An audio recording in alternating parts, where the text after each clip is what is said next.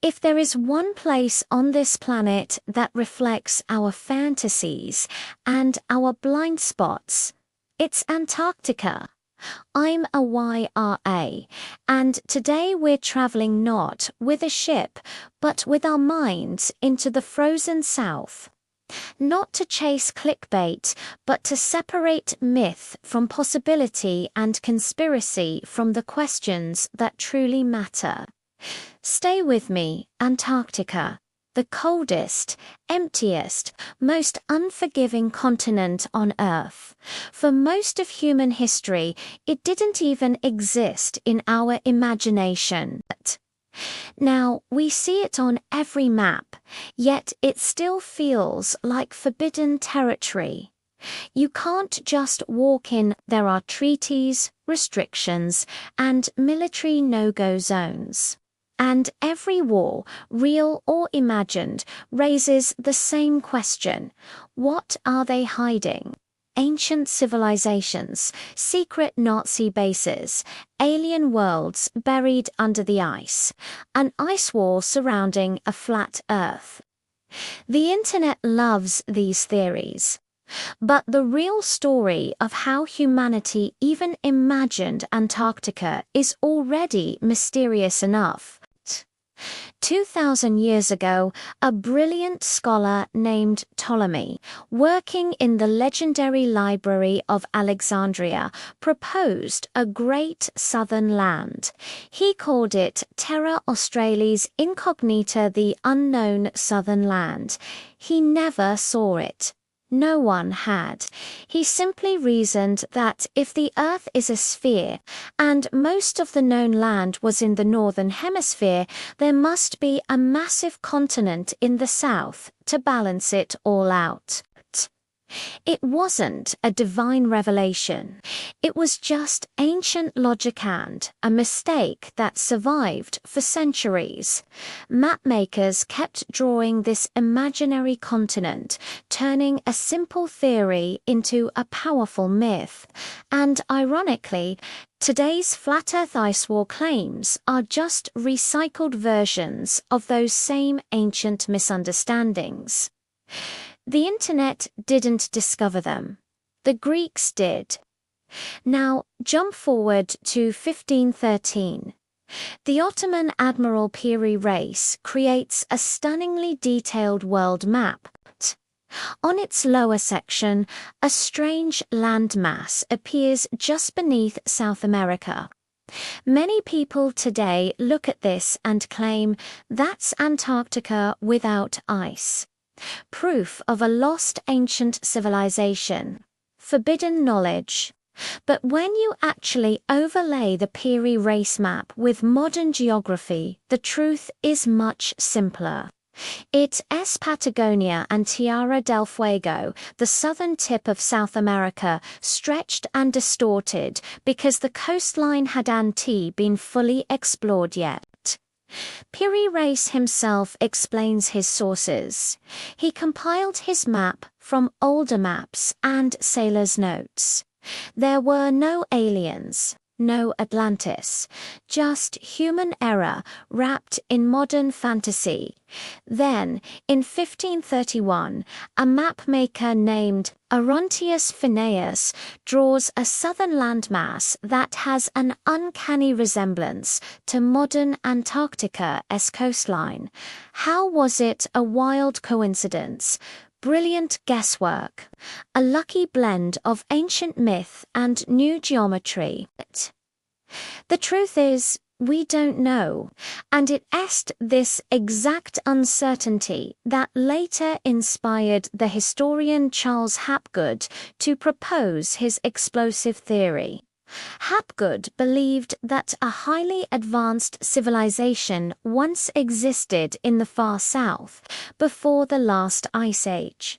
He argued they mapped the entire world with incredible precision. Then, a sudden global catastrophe shifted the Earth's crust, violently moving this landmass to the South Pole and burying it beneath miles of ice. And this lost land, Hapgood claimed, was Atlantis.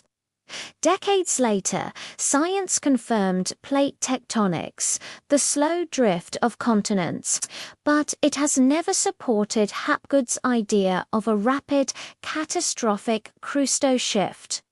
So, is his theory impossible? Not completely. Is there any proof? Absolutely none. But his work reminds us of something essential. Curiosity is healthy. Certainty without evidence is not. Let's move into the 20th century. In the late 1930s, the Nazis did go to Antarctica, but not for alien technology. They were looking for whale oil and other resources to fuel their war machine. After World War II, the United States launched Operation High Jump, the largest Antarctic mission of its time.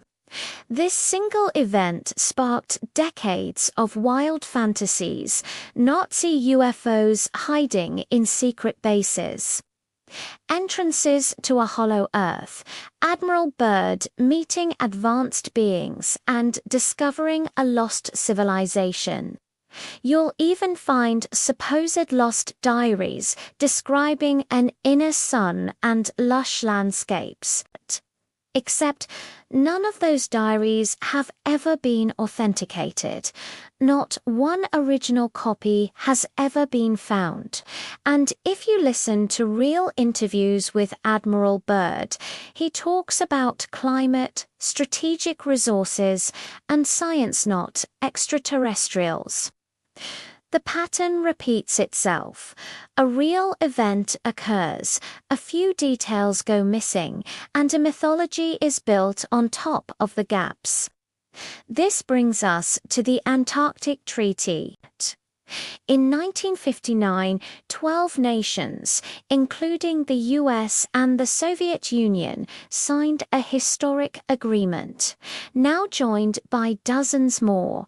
The treaty bans all military operations, all territorial claims, all resource extraction, and all nuclear testing. It designates the entire continent for peaceful science only. Now, to a fearful mind, this looks like a massive cover-up.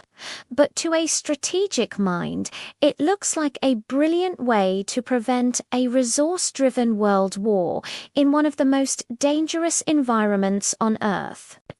And here's the truth. Antarctica isn't completely closed. Scientists work there year-round. Tourists visit the edges on cruise ships. You can go, you just can't wander off into deadly conditions or start excavating kilometers of ice because a TikTok video told you to. That's not a conspiracy. That's physics. You've all seen the viral images, a crashed UFO in the snow, an ancient pyramid sticking out of a mountain range, a massive entrance leading into the hollow Earth.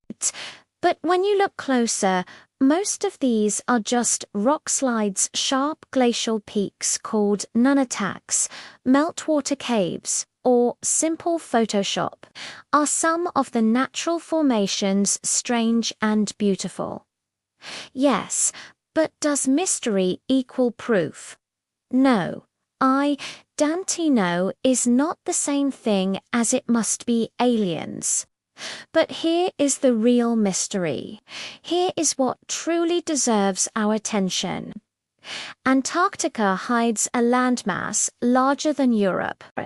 Beneath 3 to 5 kilometers of solid ice lie entire mountain ranges, deep valleys, and ancient lake systems. Some of these subglacial lakes have been sealed off from the world for millions of years. The ice cores drilled from Antarctica hold atmospheric records going back 800,000 years. A climate history book written in frozen water. And if any traces of an ancient, pre-human civilization ever survived on this planet, a continent frozen in time would be one of the very few places that could have preserved them. Is there proof of that today? Not yet. Is the question worth exploring with real science? Absolutely. Science doesn't fear mystery. It fears dogma, the refusal to change your mind when faced with new evidence. In the end, Antarctica doesn't expose aliens or conspiracies. It exposes us. Our hunger for wonder, our impatience with the slow, hard work of truth, our addiction to easy answers. But it also shows our potential, our ability to collaborate globally, to protect an entire continent from exploitation, and to push the boundaries of science into the harshest frontier on Earth. Antarctica is still one of the great unknowns, because of some shadowy cabal, but because nature itself has locked its secrets under ice for millions of years. One day, a warming climate or new technology might just reveal something extraordinary. And when that day comes, you won't need secret diaries or blurry photos. Every nation on Earth will be fighting to say, "We discovered it first." Until then, think, research, question everything. Not out of fear, but out of clarity. I'm Ara, and this is the truth behind the coldest mystery on Earth. Thanks for watching.